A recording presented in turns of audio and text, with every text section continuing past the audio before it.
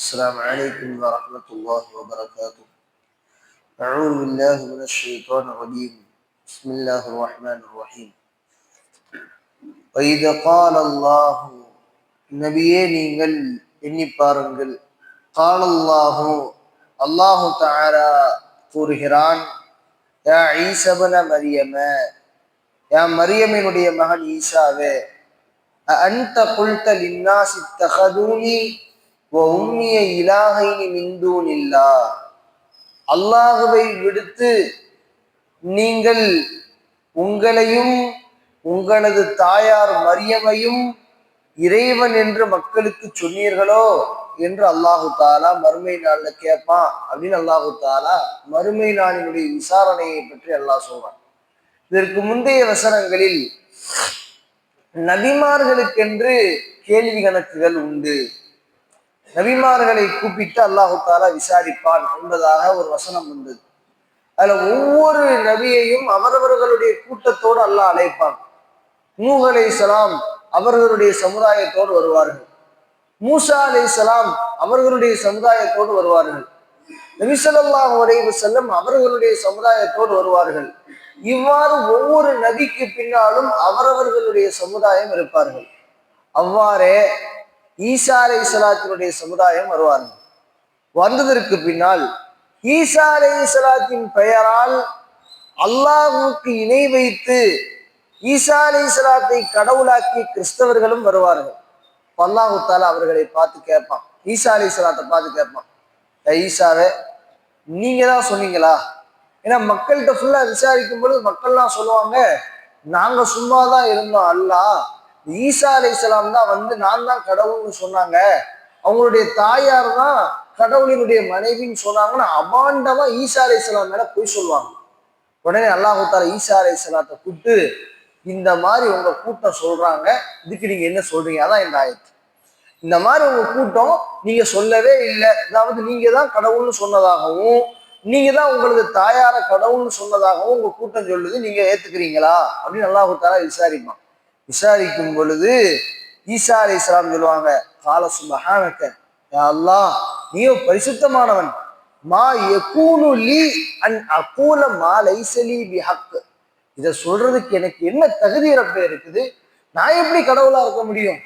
இந்த ஹதீஸ்ல வருது, அபூ மூஸா அஷ்அரி ரலியல்லாஹு தஆலா அவங்க அறிவிக்கிறாங்க, இதை கூப்பிட்டு அல்லாஹு தாலா ஈசா அலைஹிஸ்ஸலாத்தை விசாரிக்கும் பொழுது ஈசா அலைஹிஸ்ஸலாத்துக்கு ரோமங்கள்லாம் அப்படி சிலிர்த்துருமா. அபாண்டமா ஒரு மனிதர் மேல பொய் சொல்லும் பொழுது, பழி சுமத்தும் போது நமக்கு எப்படி இருக்கும்? அபாண்டமா இவர் இப்படி பண்ண, ஒட்டுமொத்த மனித சமுதாயம் இருக்கிறதுலே கிறிஸ்தவம் அதிகமா இருக்குமா. இப்ப பார்க்கலாம், உலக அளவுல அதிகமாக இருக்கக்கூடியவங்க அவங்கதான். இப்ப 2011 கணக்கெடுப்பின்படி இப்ப எப்படின்னு தெரியல, அல்லாஹு தாலா இஸ்லாத்தை அதிகமாக்கி இருப்பான் என்று நம்புவோம். ஆனால் 2011 கணக்கெடுப்பின்படி கிறிஸ்தவர்கள் அதிகம். ஏனென்றால் அவர்களுடைய உதவிகளின் மூலியமாக, அவர்களுடைய ஏதோ ஒரு தொண்டின் மூலியமாக ஏதோ ஒரு ரீதியில தங்களது மதத்தை பரப்பிக்கொண்டே இருப்பார்கள். இப்ப அப்படி இருக்கக்கூடிய அந்த நிலைமையில அல்லாஹு தாலா மறுமையில கேட்பான், 1000 ஆண்டு காலம் மக்கள் எல்லாம் இருப்பாங்க, நீங்க தான் சொன்னீங்களா ஈசான்னு கேட்கும் பொழுது ஈசா அலைஹிஸ்ஸலாத்துக்கு அப்படியே ரோமங்கள் எல்லாம் நீர் சிலிர்த்து விடும், அப்படியே ரொம்ப ஒரு மாதிரி டென்ஷன் ஆயிடுவாங்க. உடனே மலக்குமார்கள் ஈசா அலைஹிஸ்ஸலாத்தை வந்து பிடிப்பாங்க, கொஞ்சம் பொறுமையா இருங்க பொறுமை. அந்த அளவுக்கு ஈசா அலைஹிஸ்ஸலாம் கோபமாயிருவாங்க. கோபமாயிட்டு சொல்லுவாங்க, ரப்பே நீயும் பரிசுத்தமானவன், இதை சொல்றதுக்கு எனக்கு என்ன தகுதி இருக்கு? இன் குன்து குல்துஹு ஃபகத் அலிம்துஹு, யா அல்லாஹ் நான் இதை சொல்லியிருப்பேனா சொல்லலையான்னு உனக்கு தெரியும், நான் சொன்ன வார்த்தை நீ அறிவை சொல்லிட்டு, தஅலமு மா ஃபீ நஃப்ஸி, என் உள்ளத்துல என்ன இருக்குங்கிறதும் உனக்கு தெரியும், என் உள்ளத்துல என்ன இருக்கு நான் அப்படி சொல்லலைங்கிறது உனக்கு தெரியும்.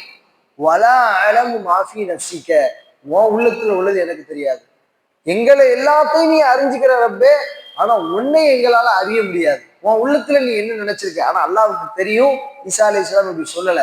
அவனுடைய நீதி விசாரணை எப்படி இருக்கும் என்பது அல்லாஹு தாலா இந்த இடத்துல சொல்லிட்டு, இன்னக அன்த அல்லாமுல் குயூப், அல்லாஹ் நீயே மறைவான அனைத்தையும் அறியக்கூடியவனாக இருக்கிறாய் என்று இந்த ஆயத்துல சொல்றாங்க. இப்ப இந்த ஆயத்தை சொல்லிட்டு அடுத்த விஷயம், மா குல்து லஹும், நான் அவர்களுக்கு சொல்லவில்லை, இல்லாமா அமர்த்தனி, நீ எனக்கு எதை ஏவினாயோ. என்ன தேவனா? அல்லாஹ் லா இலாஹ இல்லல்லாஹ் ஈசா ரசூலுல்லாஹ், நம்ம லா இலாஹ இல்லல்லாஹ் முஹம்மது ரசூலுல்லாஹ்னு சொல்றோம்ல, இது நம்ம நபி ஸல்லல்லாஹு அலைஹி வஸல்லத்தை கொண்டு ஈமான் கொள்றோம். நம்மளுடைய நபி, நம்முடைய இறை தூதர் நபி முஹம்மது ஸல்லல்லாஹு அலைஹி வஸல்லம்.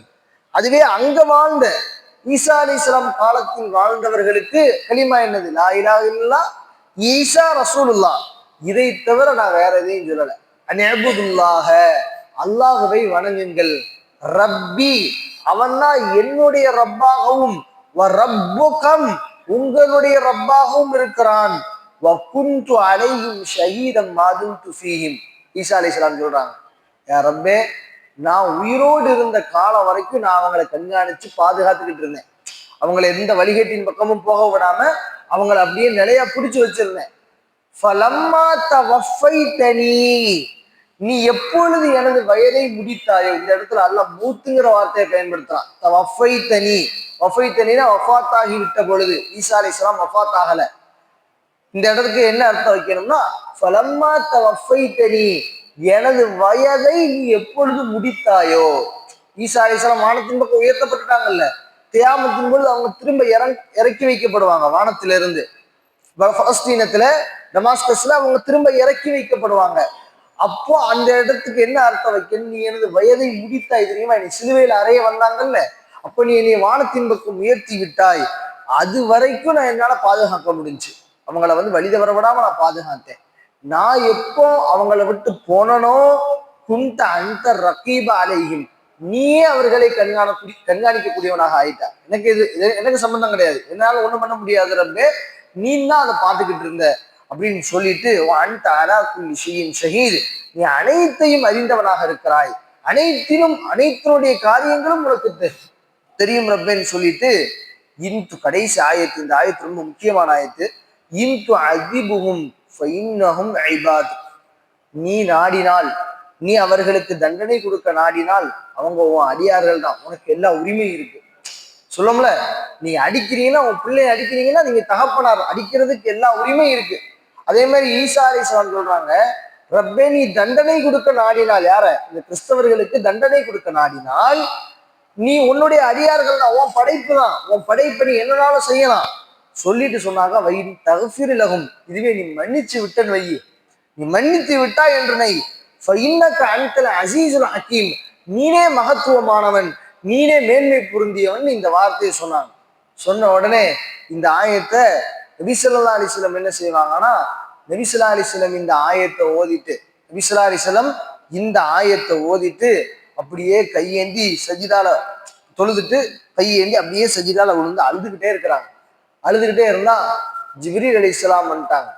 ஜிப்ரீல் அலைஹிஸ்ஸலாம் ரசூலுல்லாஹ் என்ன அழுகுது, இந்த ஆயத்தை திரும்ப திரும்ப ஓதிட்டு, அல்லாஹ் நீ தண்டிக்க நாடினால் நீ தண்டிக்கிறதுக்கு எல்லா உரிமையும் உண்டு, ஏன்னா நீ தான் படைத்த என்கிற, நீ மன்னிச்சுட்டன்னு வை, உன்னைய விட கருணையான ஆள் யாரும் கிடையாது. அல்லாஹ்வினுடைய மனம் குளிர்ற மாதிரியான வார்த்தை ஈசா அலைஹிஸ்ஸலாம் சொன்னது. சொல்லிட்டு இந்த வார்த்தையை சொல்லிட்டு நபி ஸல்லல்லாஹு அலைஹி வஸல்லம் சொல்லி இதால அழுதுகிட்டே இருக்கிறாங்க. ஜிப்ரீல் அலைஹிஸ்ஸலாத்தை அல்லாஹ் அனுப்பி வச்சுட்டு, நீங்கள் அழுகும் காரணம் இறைவனுக்கு தெரியும், இருந்தாலும் நீங்க ஏன் அழுகிறீங்கன்னு நல்லா கேட்டுட்டு வர சொன்னான்.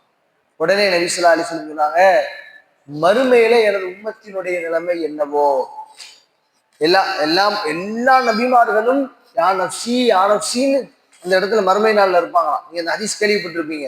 ஒவ்வொரு நபி இடத்திலையும் அவர்களுடைய கூட்டம் வருவாங்க. வரும் பொழுது யா நஃப்ஸி, என் நிலைமை என்ன ஆகுமோ, எங்களுக்கு சிபாரிசு செய்யுங்கன்னு சொல்லும் பொழுது என் நிலைமை என்ன ஆகுமோ, என் நிலைமை என்ன ஆகுமோ, நபி ஸல்லல்லாஹு அலைஹி வஸல்லம் அவர்கள் மட்டும் யா உம்மத்தி யா உம்மத்தி, என் உம்மத்தினுடைய நிலைமை என்ன ஆகுமோ, மறுமை நாள்ல கூட கவலைப்படுவாங்க. அந்த மஹ்ஷர் மைதானத்துல அந்த இடத்துல நபி ஸல்லல்லாஹு அலைஹி வஸல்லம் துஆ செய்யும்போது ஜிப்ரீல் அலைஹிஸ்ஸலாம் கேட்கறாங்க, என்ன யா ரசூலல்லாஹ் சொல்லுங்கன்னு கேட்கும் பொழுது நபி ஸல்லல்லாஹு அலைஹி வஸல்லம் மறுமையில என்னுடைய உம்மத்தினுடைய நிலைமை என்னவாகும். உடனே அல்லாஹு தஆலா உங்களுக்கு 2 விஷயங்களை சொன்னான். ஒண்ணு, உங்களது உம்மத்தில் 3/2 பகுதியினர் கேள்வி கணக்கே இல்லாமல் சொர்க்கம் நுழைய முடியும், அதை நீங்கள் எடுத்துக்கொள்கிறீர்களா? 3/2 பகுதி கேள்வி கணக்கே இல்லாம சொர்க்கத்துக்கு போயிடலாம், இது உங்களுக்கு வேணுமா? இல்லை என்றால் உங்களுக்கு ஷஃபாத், மறுமை நாளில் பரிந்துரை செய்யக்கூடிய அந்த வாய்ப்பு வேண்டுமான்னு கேட்டாங்க. 3/2ங்கிறது எவ்வளவு பெரிய விஷயம். உடனே நம்மளா இருந்தா 3/2ன்னு சொல்லியிருப்போம். நபி ஸல்லல்லாஹு அலைஹி வஸல்லம் அவர்களுடைய கருத்து என்னன்னா, அவங்களுடைய தொலைநோக்கு பார்வை என்னன்னா, மறுமையில ஒரு நபர் கூட எனது உம்மத்தில் நரகம் சென்று விடக்கூடாது. உடனே சொன்னாங்க, நான் எதை தேர்ந்தெடுக்கிறேன்? நான் ஷஃபாத்தை தேர்ந்தெடுக்கிறேன். நான் ஷஃபாத்தை தேர்ந்தெடுக்கிறேன். உடனே அல்லாஹ் தஆலா ஆயத்தை இறக்குனான், وَلَسَوْفَ يُعْتِيكَ رَبُّكَ فَتَرْضَى. வல்லுஹா சூரா இருக்குல்ல, வல்லுஹா வல்லைலி இதா சஜா மா வத்தஅக ரப்புக வமா கலா வலல்ஆখিরাতু கைருல் லக மினல் ஊலா وَلَسَوْفَ يُعْتِيكَ رَبُّكَ فَتَرْضَى. மறுமை நாளில் அல்லாஹ் உங்களுக்கு ஒன்றை தருவான், அதை நீங்கள் மனப்பூர்வமாக பொருந்திக் கொள்வீர்கள். நபி ஸல்லல்லாஹு அலைஹி வஸல்லம் எப்ப மனம் பொருந்திக்கிறவாங்க? நம்ம ஒண்ணு நினைச்சிருப்போம்லங்க, அதை ஃபுல்ஃபில்லா தந்தா தானே நம்ம மனசு பொருந்திக்கிறோம். நபியினுடைய நினைப்பு ஃபுல்லா என்னது?